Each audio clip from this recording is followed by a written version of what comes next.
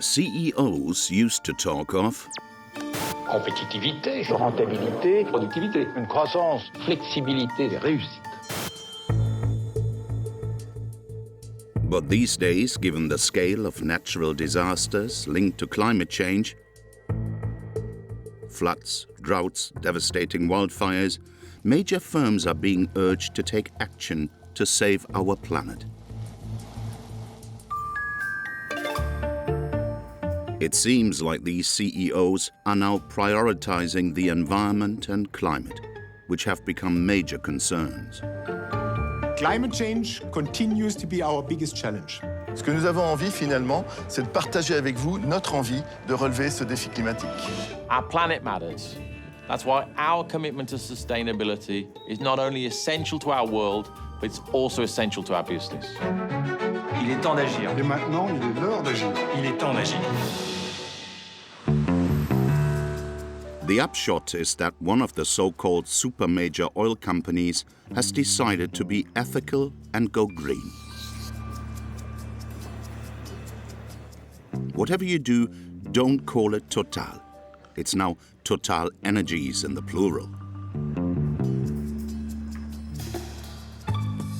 But there's still a long way to go in becoming a green giant.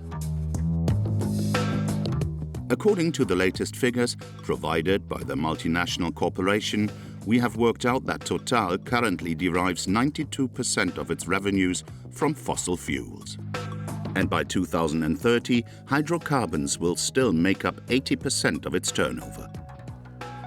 Becoming a green energy giant is not going to happen overnight. Has the multinational listened to the International Energy Agency's warning? To limit climate change, the IAE advises against launching new oil exploration projects. No new oil and natural gas fields are required beyond those that have already been approved for development. It looks like Total Energies is paying no heed for this caution. It has a huge oil exploration project in Uganda in the pipelines.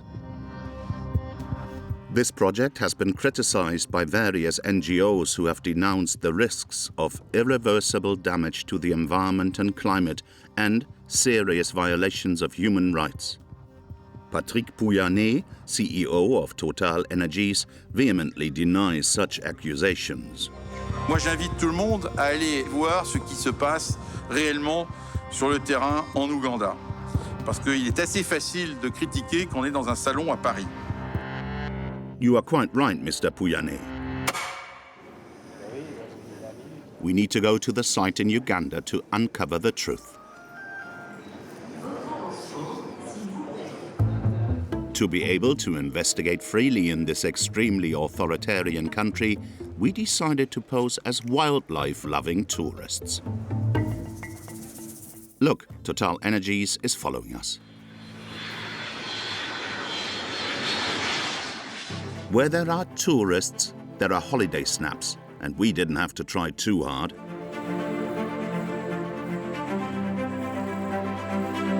With its breathtaking sunrises over the savannah, wild animals by the thousands, some of which are endangered,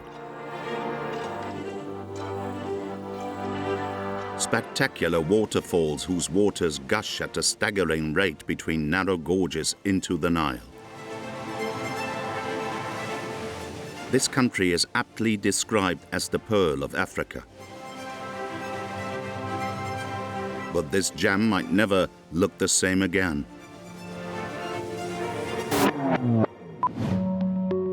Because Total, along with its Chinese and Ugandan partners, has just started construction of its mega project, Tilenga ECOP. There are 400 oil wells drilled in the north of the country on the shores of Lake Albert. Of these oil wells, 140 are located in Uganda's largest national park, Murchison Falls. 200,000 barrels of crude oil are extracted over the course of each day. To transport this vicious oil, a 1,445-kilometer-long pipeline, heated to 50 degrees centigrade, crosses 16 protected natural areas.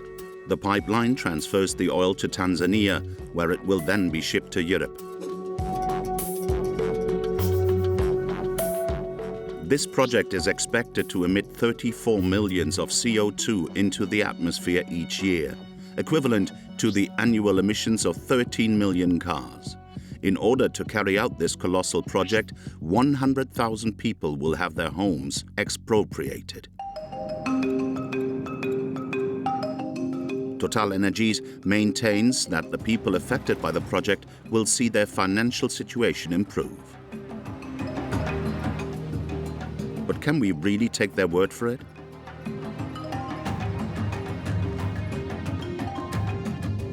We begin our investigation in the south, in the Masaka region, a remote area where there is less police presence than in the rest of the country. 3,800 households, that's nearly 20,000 people, are affected by the pipeline's route in Uganda. Like this father who says he hasn't been able to use his land for 4 years. My name, I'm Birimye Robert Sechondwa. Total took my land. Before Total's subcontractor forbade him to operate on his land, there was an open-pit sand mine here. Okay, so I used it to come here every day, yeah. And this was the entrance. Of the sand mine? Yeah. So what is this? It's a peg. Is the location where the oil pipeline seems to pass. It is going to cross the road. They said it is the junction, it is that of Total. They placed it. Since 2018, even before construction began, Robert Birimouye has not been able to use his mine as it was preempted for the project. I feel in much fear. I think a lot. How am I going to survive? Before Total arrived, the family man earned 780 euros per month, more than 3 times the average salary in the country. These days, he can no longer afford to send his children to school. In Uganda, you must pay for education. Okusinziira ku muddumo guno n'embeera eno eriwo twakosebwa nnyo era situyina kyetu twetetenkanya. Omuntu bw'akuyitira akalimo ng'ogenda okakola akalimo kumala agagenda n'okolayo olina akuwaayo 1000 oba 2 oba 3,000 n'osobola okufuna ky'osobola okuliisa abaana. Naye nga ku budde buno obudde tewali mulimo guli awo gwe tukola. In terms of compensation, he tells us that Total offered the equivalent of 7,800 euros, which he deemed a pittance and refused. Neŋŋaana okusinziira nga nali nfuna emitwalo 10 oba onzibye nnyo. Kati kyali kyetaaga gwe n'obeera nga atompa nnyingi. Okusinziira ku mbeera y'ekitundu kyange ekyo kye baatwala, mu kugula ekitundu ekyo nze nalowooza nti kiri nnyamba emyaka gyonna ne famire yange. Kubanga era ly'ettaka lye nnina kati ate lyaggwaawo, sirina kyakukola. Robert Birimouye had hoped to leave his mine to his children. Now he's still waiting. He has no idea whether he will ever receive proper compensation. So he decided to fight back by becoming a spokesman for his village. According to the October 2022 estimates, 55.4% of the people affected by the project, that's 66,863 residents, are still waiting to receive compensation from Total. Some people are not included in these official figures. They don't own land or a home affected by the project. However, the pipeline is going to make their life much more difficult. Such is the case for this man. The only source of water in his village will be blocked off by the pipeline. Amanya gange omulangira kiwa John Bosco ssentebe w'ekyalo Kitakomaga. Total ejja dutwalira na kubwereere lwaki. Tetulina buwandiike bwe twakola naye ng'ate omuntu wa mitwalo 10 akabanja akatono bwe kati. For the 3,000 residents in John Bosco Kiveva's village, the water from this spring is vital. They use it to cook, clean laundry, feed cattle and, once boiled, quench their thirst. Bajjajja baffe bataata baffe bonna kubakulidde ku luzzi luno. Nye pipeline yayitawo naye ate tebakolanga agreement yonna nti bagenda tufunira oluzzi lwaffe olulala. Ab'amafuta bagenda dutwala naye nga tebatukoledde we bagenda kulusima tugenda kukola tutya. Lugendo ki olulala okutuuka ku luzzi olulala? Okutuuka ku luzzi olulala waliwo oba eba kwota ya nga 3 kilomita nga okuva wano we tuli mu Kisenyi wano. Ate tugenda ku kyalo kirala another village eri gye tudda kino ekyalo kyaffe kitaka. John Bosco Kiwewa says that their only contact with the representative from Total was back in 2018. They asked for a new well. Batusuubiza nti bajja tuwa oluzzi. Naye tewali agreement yonna gye twakola nti bajja tusimira ki oluzzi. Bwe bweraliikirivu buli muntu bonna bano bwe balina. Bwe bweraliikirivu obuliwo ku bantu. We discovered dozens of stories like that of John Bosco and his water spring, or Robert and his mine, over the course of our investigation. But we don't hear about any of these people in Total's publications. The multinational would rather show off their great social achievements made possible thanks to their oil project. On their Twitter account, Total has posted a video of a certain Judith, who is all smiles posing in front of her beehives that were paid for by Total. My name is Berry Judith. I'm from Kasenye village. I was affected in RAP 1. The Total Energy give support to me with the 10 beehives. Like now I'm talking, I have 60 plus beehive in the site. The project have changed my life, increasing more money in my life. My children, they're in school. All of them, they're in private school. We found this same Judith in articles written by fellow journalists who took part in a press visit to Uganda, with all airfare paid by Total. For example, in the magazine L'Usine Nouvelle, or here in Jeune Afrique. Judith is probably the best example of Total's financial support to the residents. We too asked to visit the Total Energies plant in Uganda, but the company refused. In any case, there is a sort of discrepancy between the testimonials the company is presenting and the ones we gathered ourselves in Uganda. We're not the only ones who have noticed this. Pierre Laroutourou is a member of the European Parliament. He is initiating a resolution voted by Parliament which has called for an embargo on the project. Bonjour. Heureux de vous rencontrer. Merci de nous recevoir. C'est un peu le Parlement européen à Paris ici. Tout à fait. C'est l'hémicycle. Ça ressemble beaucoup, oui. Vous connaissez bien ce dossier parce que vous êtes rendu sur place. C'était en juillet 2022. Vous avez même rencontré les dirigeants de Total Uganda. C'est vous qui avez demandé à les voir? Non, pas du tout.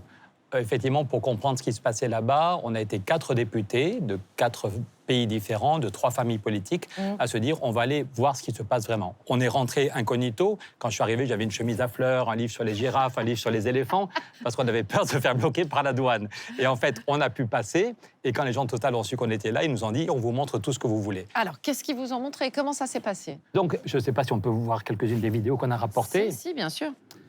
Donc voilà, ça, on est dans un parc naturel où il y a 1 an, il n'y avait que des girafes et des lions. Et vous voyez qu'ils ont fait quasiment une autoroute, une très très large. Il y a un énorme pont autoroutier et puis des camions pour faire passer la foreuse parce qu'ils espèrent dans quelques semaines commencer à faire les forages. Donc là, vous les voyez, ils ont voulu nous escorter. C'est les dirigeants de Total, ils sont en 6 ou 7. Ça, c'est le directeur général de Total Uganda. D'accord. Là, il y a attaché de presse, il y a tout le monde autour de vous. À aucun moment, vous ne pouvez faire ce que vous voulez. Non, non, ils sont là pour nous guider, pour nous montrer les images qu'ils veulent nous montrer. Dans la communication de Total Energy, j'imagine que vous l'avez vu aussi, mais on s'est retrouvé à plusieurs reprises à voir le nom d'une certaine Judith. Alors, on va regarder ensemble, par exemple, ici. Ça, c'est un tweet. On parle de Judith, on la voit en combinaison d'apiculteur avec ses ruches derrière. Même chose ici, on a un papier ici où on explique que Judith, 38 ans, fait partie de ceux qui ont choisi d'être dédommagés financièrement. Vous aussi, vous l'avez rencontrée, Judith? Judith, c'est en même temps le souvenir le plus drôle et le plus sinistre de ces 9 jours en Ouganda. Parce que Judith, c'est la caution sociale de Total. À chaque fois qu'on dit qu'il y a des familles de paysans qui souffrent, qui n'ont pas de quoi vivre, il nous explique qu'il y a Judith qui revit grâce à Total. Et vous l'avez rencontrée au milieu de ces ruches? On l'a rencontrée, ils ont tenu à ce qu'on aille voir Judith. Donc Judith nous explique que grâce à Total, elle revit, qu'elle vend son miel, que ses 7 enfants vont à l'école privée, que toutes les femmes du village, toutes les femmes veulent faire comme elle. Et le directeur général m'a dit, faites attention, Pierre, n'allez pas trop près parce que vous allez être piqué. The MEP thought the story was too good to be true. One particular detail got him thinking. Le soir, j'ai dit à mes collègues, c'est quand même bizarre, j'ai pas vu beaucoup d'abeilles, est-ce qu'on peut y retourner le lendemain? To clear up this mystery, Pierre Laroutourou and his colleagues went back to see Judith, this time without being chaperoned by Total. Judith was not there, and when they opened the beehives one by one, on se rend compte qu'il n'y a aucune abeille. Celle-ci aussi est vide. Elles sont toutes vides. Depuis 3 mois, ils organisent des tournées, ils payent les allers-retours aux journalistes pour que les journalistes viennent voir, pour améliorer leur image. Mais si c'est ça le meilleur exemple d'une réinsertion, c'est juste un énorme mensonge. Et s'ils mentent comme ça à des journalistes ou à des élus du peuple, vous imaginez comment un paysan qui ne sait pas lire et écrire, ils peuvent lui mentir. Et je crois que toute la stratégie de Total, c'est basée sur des énormes mensonges. Let's leave Pierre Laroutourou for a moment to return to our investigation in Uganda. This time to inquire into the human rights violations denounced by the NGOs. Human rights activists here have come under pressure or been arrested for standing up for those affected by the project known here as PAPS. We have arranged a meeting with one of them near the town of Bulisa in the northwest of the country. In this oil drilling region, journalists investigating Total's activities are monitored closely by the authorities. The Ugandan president is very keen on this project and has made oil a personal matter. The oil was discovered by the NRM under my leadership. With this awareness, Uganda will become certainly a first world country in the next 50 years. Uganda is currently one of the poorest countries in the world, plagued by rampant corruption, where all opposition to the regime is severely repressed.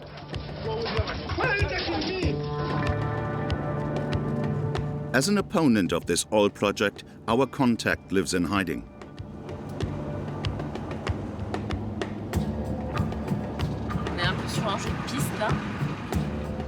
To reach him, accompanied by our driver, we must first find a mediator. He will act as our guide for the last few kilometers, but that alone is no mean feat.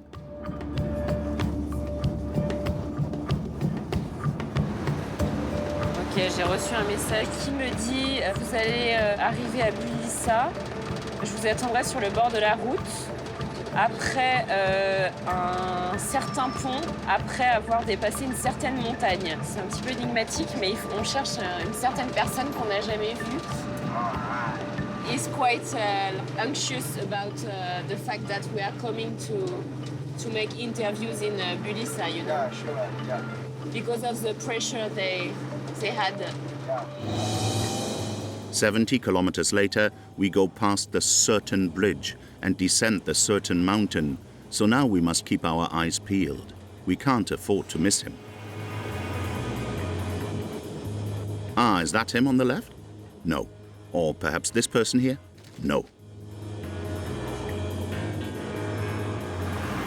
Him? Oh, wait, that's a woman. Well, that can't be him. He would have waved. Ah, it actually was him. Nice to meet you. Likewise, hi. Fine. Our contact immediately asks us to remain discreet and cautions us. The government officials, they don't allow anybody to talk about the damage which is being brought by the Total or Atacama. They just want to defend them, even though they're shooting the pubs, project affected persons. They don't want to talk about it at all.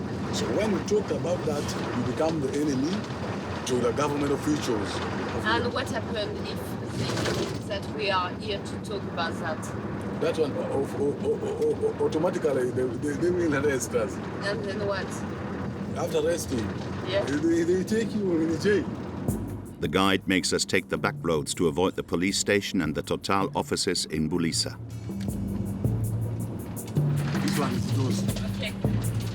We finally find the activist underneath a mango tree. It's hard to find you. Very nice. How are you? Thanks. My name's Mugisa Jos. Because I disagreed with the poor performance of Total in oil and gas activities, I went to prison for 2 months. Jos Mugisa is the president of a local NGO that is campaigning for Total to properly compensate the 100,000 affected people. Many are farmers who live off their land. They are not allowed to use their land. How do you stop someone from using the land? The only resource that he has been depending on. Some people have stayed for 5 or 6 years without compensation. In October 2021, the NGO's office was closed by the authorities, and a few days later, Jos was arrested. The activist was accused of purportedly making threats to members of his family, which he has always denied. He was sentenced to 58 days in prison. The conditions were very harsh. I was enclosed inside, no permission to go out. And that's why even right now I'm feeling a problem with my sight. Very poor now, I can't read and write. Get myself diarrheating because of food. Water, very unsafe. And even up to now, I developed algae. My body, I'm at the time scratching myself because the skin has been destroyed. Because of bad things like bed bugs, lice, sleeping on the wall, no bed sheet to cover yourself. Jos Mugisa was eventually released. Since then, he has continued to speak out on this matter for its violation of the Ugandan constitution. The act provides that the government may acquire land on behalf of proponents such as Total. But in exchange, the government must guarantee prompt payment of fair and adequate compensation. For his attempt to enforce this right, Jos now lives in fear. I feel very insecure. The way I move, I can't move alone freely. My movements are restricted. And what about your family? Do you feel Threatened. They are threatened. They have even been advising me to resign from that system of work. But I say, no, I must die like Jesus. He has since been arrested again.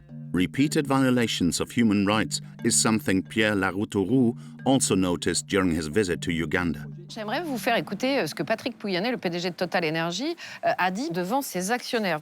Le respect de l'autre, c'est notamment le respect des droits humains, sur lequel nous ne transigeons pas dans nos opérations à travers le monde. Le respect des droits humains, je pense que M. Pouyanné, il y a des limites à ne pas dépasser parce qu'on a vu des familles qui n'ont plus de quoi vivre. On a vu un paysan qui a perdu 20 kilos. Il y a des étudiants qui sont descendus dans la rue pour dire qu'il fallait stopper ce pipeline. Et il y en a 7 qui ont été mis en prison pendant plusieurs jours. Alors, vous dénoncez clairement le non-respect des droits humains. Vous pointez aussi des risques graves sur l'environnement et sur la biodiversité. Vous qui vous êtes rendu sur place, qu'est-ce qui vous inquiète particulièrement? C'est un des plus beaux parcs naturels d'Afrique. Là, vous voyez des antilopes absolument splendides. On a vu des éléphants, il y a des phacochères. Ouais. Vous ne voyez cette antilope qui se dit « mais voilà, j'étais chez moi et pourquoi j'ai plus le droit d'être là ?» Churchill disait que c'était la perle de l'Afrique, tellement c'était beau. Et c'est dans cette perle de l'Afrique que Total veut faire des forages. C'est juste ahurissant. However, Total claims to have got everything planned out to protect the environment and biodiversity. In these videos of the company, scientists whose projects have been funded by Total explain everything that's being done on site to protect the animals. We're attempting to count all the birds we can record in 3 different habitats. We put what we call telemetry devices, and colloquially they are called radio collars. Count the animals, put collars on them to watch them by drone, to predict their movements, and then create passages for them.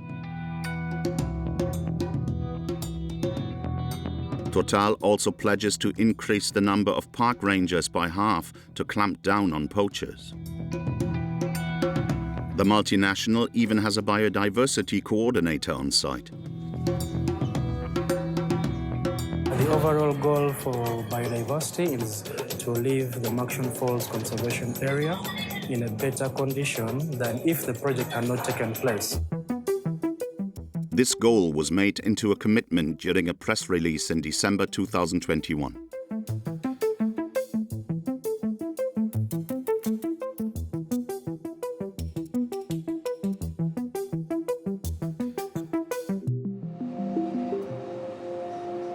Total's project has left the international scientific community rather skeptical. But in Uganda, with the exception of Tom Ogwang, very few openly dare to criticize them.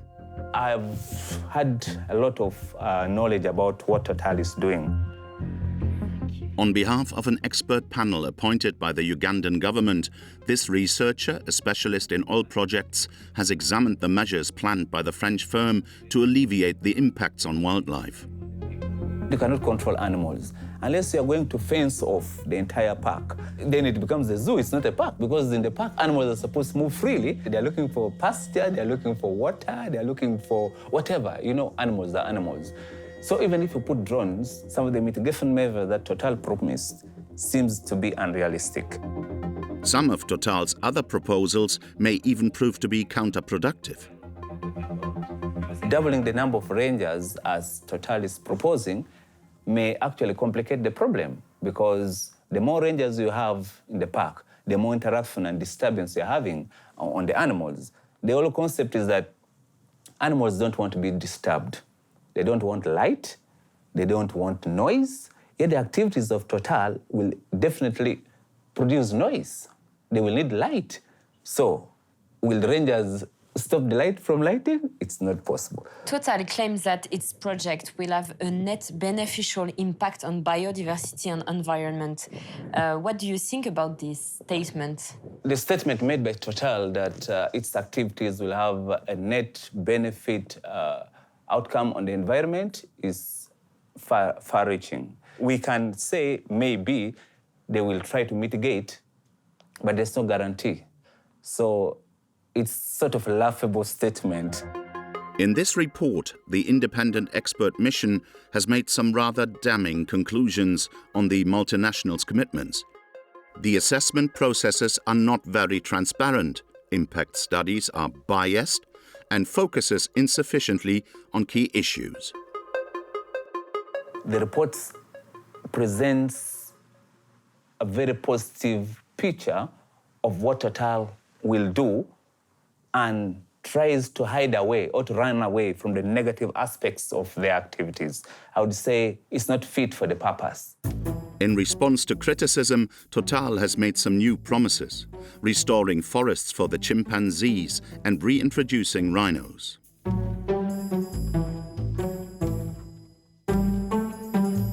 Total Energies refused our interview requests, but responded to our questions in writing. The multinational claims that the indemnification process has accelerated since this autumn and that only 20% of affected families are yet to receive compensation. The company states that it has a complaint management system that records all grievances, including for the compensation process. As for Judith's beehives shown to European parliamentarians, Total Energies maintains that they were empty because they were new and being prepared for the next season. Total Energies is not the only multinational to assume social and ecological responsibility. It now seems that all the major companies have the same objective: carbon neutrality.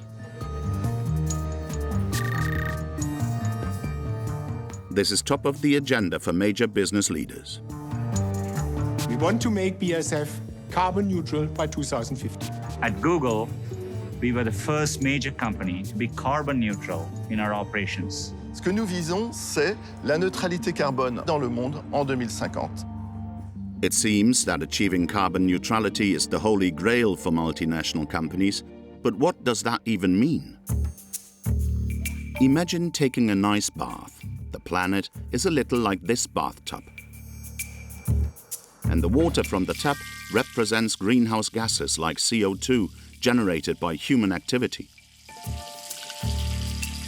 The CO2 remains stable for a long time, like the water levels in this bathtub, because the CO2 is evacuated, absorbed by forests, soil and oceans, which are known as carbon sinks.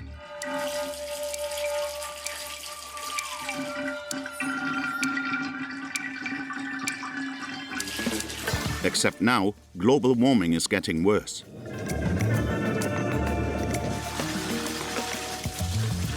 The water flow increases because we are emitting more CO2. And the water in the bathtub doesn't drain as easily. Why? Well, because the pipes are blocked. In other words, the forests are disappearing and the soil and ocean are saturated with carbon.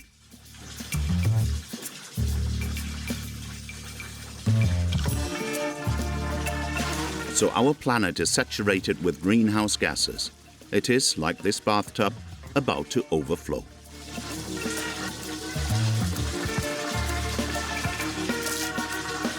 To prevent the excess of CO2 and global warming, there is only one solution: rebalance everything. Firstly, by turning off the emissions tap. And then allowing the new carbon sinks to absorb the CO2, particularly by preserving forests.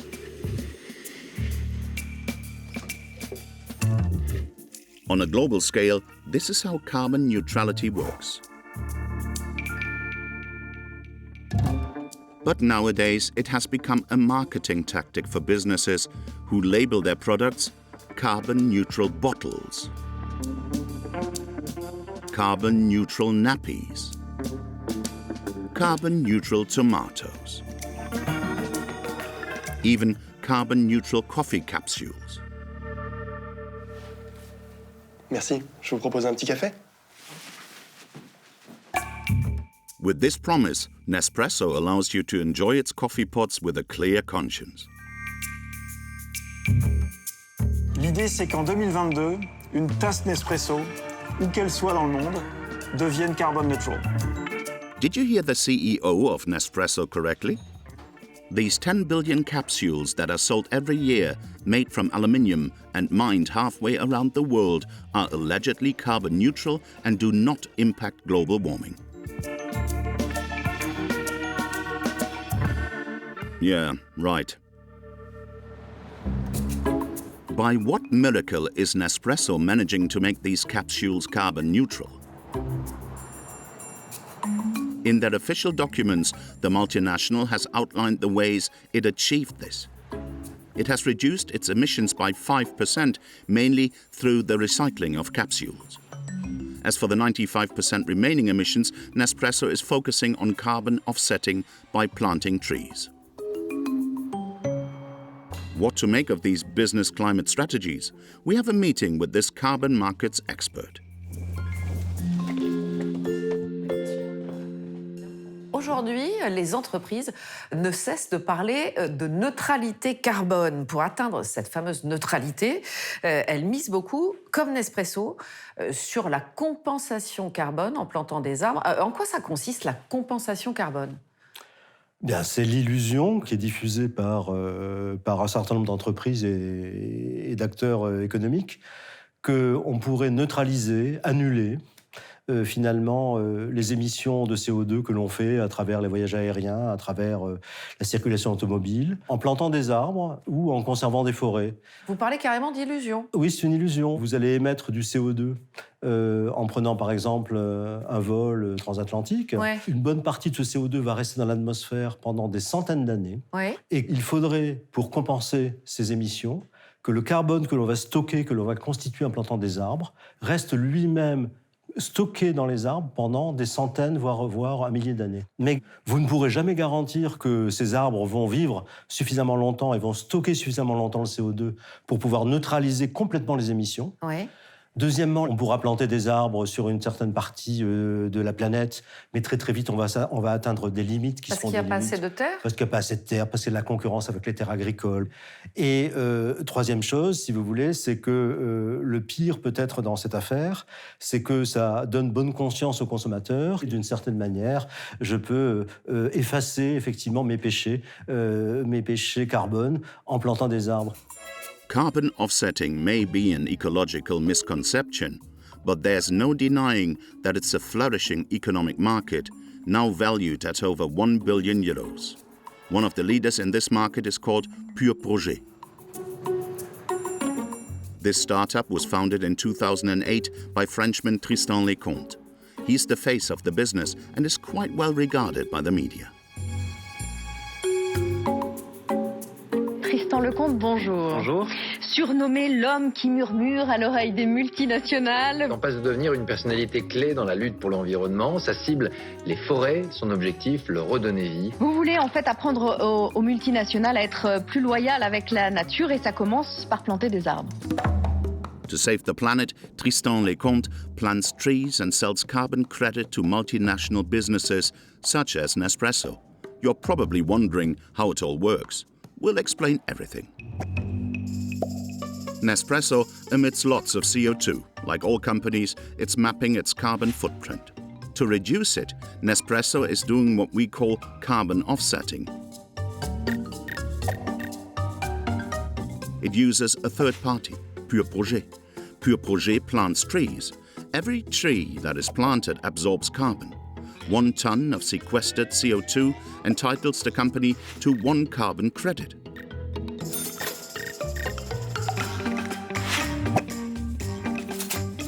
Pure Projet sells this carbon credit to Nespresso, which can in turn remove 1 ton from its carbon footprint. And this is how Nespresso collects carbon credits and can thus claim to be removing 95% of emissions from their carbon footprint. And what better way to make its carbon footprint greener than rushing to the rescue of a righteous cause, the Amazon rainforest, an area threatened by deforestation. In Peru, the multinational is one of the main financiers of a project that goes by the title Jubilación Segura. Los productores saben que el cambio climático ya es un desafío real y el productor se siente orgulloso de ser parte de una acción a favor de contrarrestar el tema del cambio climático. These farmers plant Pure Projet's trees. They are responsible for maintaining them until maturity. They can then chop them down and sell them.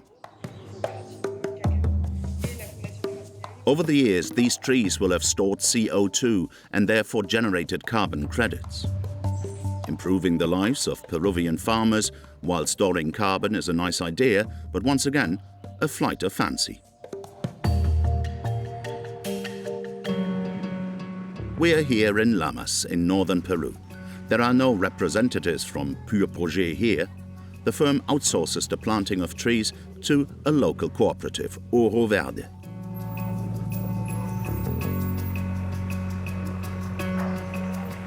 Hola. Julio César. Sí, ¿qué tal? Mucho gusto. Hola. Julio César Garcia is the project coordinator for the reforestation. 1 million trees have been planted in the area by 1,200 coffee and cocoa farmers, and that's not all. Objetivo que es medioambiental. Estamos en el vivero de Oro Verde. Acá nosotros producimos plantones forestales. Se inicia desde la selección de las semillas. Y estas son las plantas de un mes aproximadamente. De esta etapa ya nosotros seleccionamos para poder entregar a los productores, ¿no? His task is not just limited to the distribution of plants. He and his team also monitor the growth of trees on the land. Al tercer, cuarto mes se le hace otra visita para hacer el seguimiento de las plantas ya sembradas, pues, ¿no? Entonces después al octavo mes o al mes 12 se le hace otra visita para hacer ya un segundo monitoreo y tener la cantidad específica de plantas que están vivas, pues, ¿no? de acuerdo a las especies. Después ya se planifica otras visitas. Pero una visita per año al mínimo. Al mínimo, sí. To find out more about these tree plantations, we will have to head deep into the Amazon rainforest. In the village of Alto Shambuyaco, we are meeting with one of the oldest members of the cooperative involved in the project. ¿Qué tal, don Víctor? ¿Cómo está? Buenas tardes, buenos días. Victor Salas owns 3 hectares of land in the hills of the village and grows cocoa, coffee beans, and since 2010, trees for Pure Projet. Acá entramos. But the beautiful view must be earned. 45 minutes of uphill hiking later, we reach the plantation. La primera planta que tenemos es la teca. Este es el que ha desarrollado menos. Habían ya tecas gruesas, hay tecas también más gruesas. Pure Projet recommended him to plant this tree that is native to Asia in the middle of his cocoa trees. The combination of these 2 crops was supposed to boost his cocoa production. But on Victor's plantation, the teaks didn't have the desired effect. Al principio, la teca, cuando empezó a crecer, se desarrolló muy bueno, se desarrolló. Y estas ramas pues se abren demasiadamente, ocupa pues casi todo el círculo de 10 metros, se hace una sombra y le quita pues la luz a la planta que es el cacao, ¿no? Entonces ahí me di cuenta, la teca no está bueno para dentro del cacao. Al final decidí a cortar 100 troncos de tecas y eso ya le he dado uso para hacer en alambrados, en chinchinas para trabajar invernas, también chinchinas para huertos y en algunos tambos pequeños. In the last 5 years, he has cut at least 100 teaks out of the 1,200 planted trees. The agronomist assured us he informed the cooperative that he cut down the trees that were meant for storing carbon, but didn't specify the number, and he didn't replace them. What Victor Salas is doing is not in compliance with Pure Projet's rules. In these official documents, the company has planned annual tree cuts, but under several conditions. It says here that the entity technical team will be in charge of the process of selection of the trees to be cut down, and most importantly, that all harvested trees, in other words, chopped down, will be replanted. Is Victor Salas an isolated case? We have a meeting with another farmer. His face is familiar to us. We came across Juan de Mata in Pure Projet's press documents. C'est bien vous, là? Sí, yo lo sé. Cuando era con la cooperativa Oro Verde, pues, ¿no? Impulsamos para un proyecto de reforestación. Para mí es un placer que en el país Francia me conocen. According to Pure Projet's documents, Juan de Mata planted 596 trees. That was in 2010. Today, this cocoa farmer estimates that only half of them are left. More than 100 have not survived. And he admits to having cut more than 100 for personal use, such as cooking, heating, and furnishing his home. These missing trees will have gone undetected by Pure Projet. Una vez haber hecho la entrega, solamente inspeccionó con su asistente técnico si han sembrado los plantones. Ahora de ahí ya no. Y así era. Pero de ahí ya no se responsabilizó ya. ¿Vinieron a monitorear justamente cuántos árboles te quedaban para justamente saber cuánto se generaba de créditos de carbono? Ya no entraron ya. Ya no entraron ya. Definitivamente ya no entraron ya. Juan says he didn't sign a contract with the cooperative and that he has lost contact with the project leaders. Nadie controla lo que hace de tus árboles. Negativo ya, ya nadie. Ya, nosotros ya somos los únicos que debemos tomar decisión.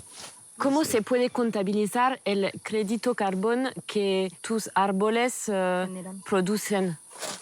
Ya no se puede contabilizar porque en verdad ya no estamos en comunicación. No hay nada, se quedó ahí todo ya. Sumamente, sí. We have new questions for the cooperative. Don't forget, they told us that they carefully monitored the development of the trees. Algunos productores nos cuentan que hace varios años que la cooperativa no los visita o han cortado árboles para su uso personal o para venderlos sin advertir a la cooperativa. ¿Cómo explica esto? Ok, estamos hablando más de 2.500 parcelas. Entonces, cada año tratamos de visitar a una cierta cantidad de productores, hacer, como te mencionaba, estimaciones. No todos los productores cada año.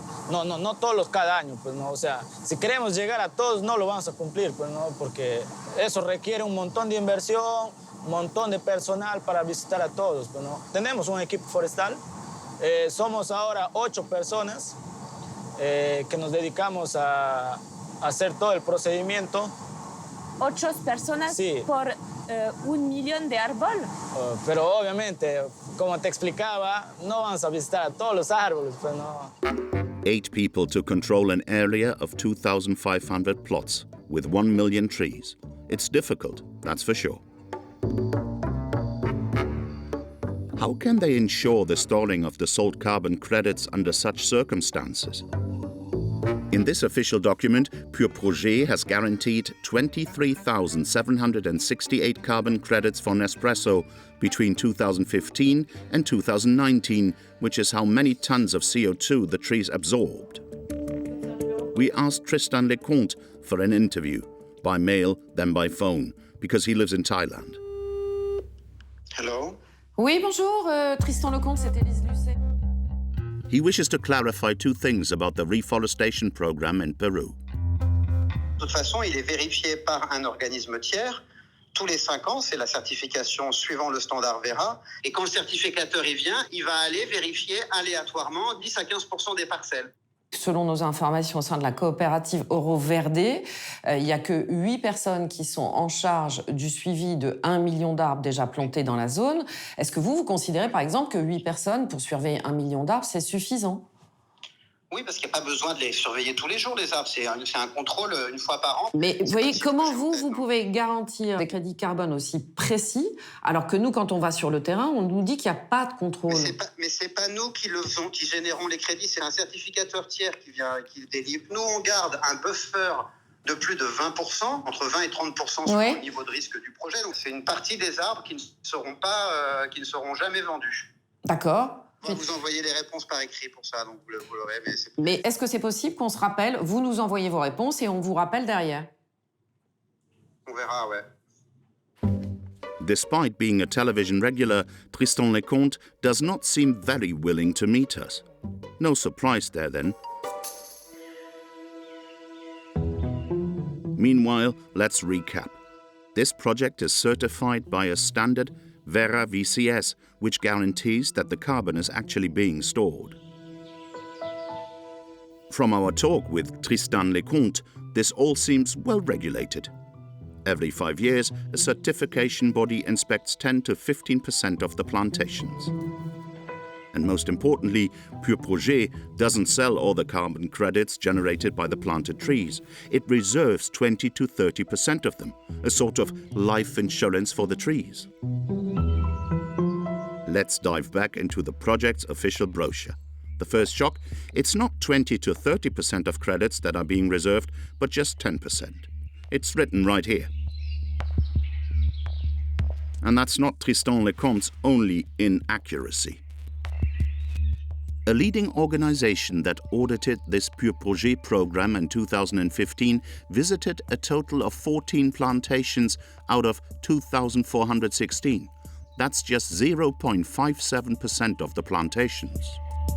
In 2019, a second certification body visited just 9 out of 3,810, or 0.23% of plantations. This is nowhere near the 10 to 15% mentioned by Pure Projet's boss. Let's go back to Alain, the carbon markets expert. Pour moi, en tout cas, c'est mieux.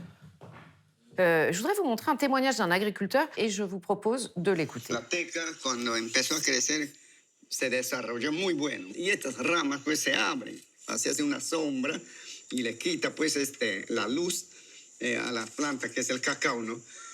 Al final decidí a cortar 100 troncos de tecas. Nous savons très bien d'expérience qu'il est très rare que les paysans suivent, surtout quand on a des milliers, les prescriptions du porteur de projet. C'est-à-dire qu'on dit aux paysans, vous devez faire ceci, vous devez faire cela à tel moment et comme cela. Et c'est absolument impossible. Chaque paysan, pratiquement, a ses contraintes. S'ils ont besoin de plus d'argent, ils vont couper des arbres parce qu'il y a une opportunité qui s'ouvre ou parce qu'ils ont... Parce que ça fait de l'ombre, etc. C'est quelque chose de très connu. Dans ce document de Pur Projet, il est dit clairement, et c'est en anglais, que c'est la coopérative qui doit encadrer les coupes. Et dans celui-ci, il est dit, les arbres récoltés seront replantés. Donc on se dit qu'il y a un décalage entre ce que Pur Projet prévoit et sur ce qui se passe réellement sur le projet. Oui, j'ai étudié pas mal de projets de compensation carbone sur le terrain. Tout se passe comme si la réalité suivait exactement le déroulé imaginaire du projet. Et ça ne se passe jamais comme ça. Ce qui est étonnant, c'est que ce projet est certifié par un des labels les plus exigeants du marché carbone, vous le connaissez. C'est le label Verra. Verra, VCS, chaque fois qu'il y a un crédit carbone certifié dans le monde sous le label Verra, il touche une royalties de à peu près 10 à 15 cents de dollars par crédit carbone. Donc l'intérêt pour Verra, c'est qu'il y ait beaucoup de crédits carbone certifiés.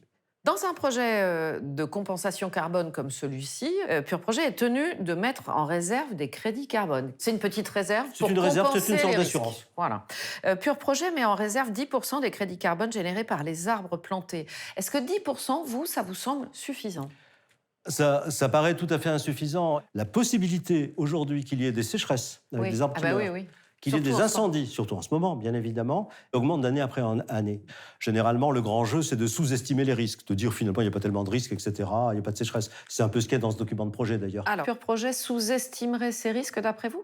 Tous les projets sous-estiment les risques, parce que si les projets de compensation carbone notamment dans la forêt, prenaient en compte les risques à leur véritable niveau, ou avec une marge de sécurité, probablement, ils ne généreraient pas assez de crédit carbone et ils ne seraient pas assez rentables.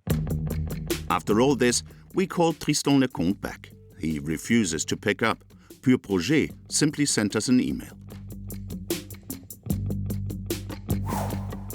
The quantity of credits is accurately determined in an independent and transparent manner by Verra VCS.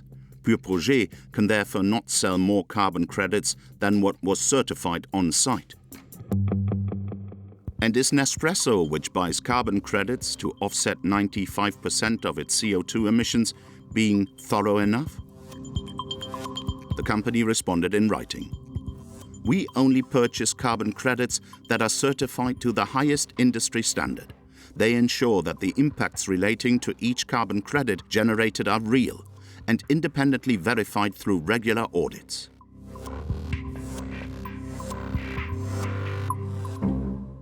Both Nespresso and Pur Projet are hiding behind the Verra standard, so we got in touch with them. They told us that the carbon credits are calculated based on the methodology developed by the United Nations, adding that in the future, with data collection via satellite images, accuracy will improve. Before we finish, we must tell you one more thing. Nespresso has announced the sale of biodegradable coffee capsules. However, the brand continues to sell its aluminium capsules.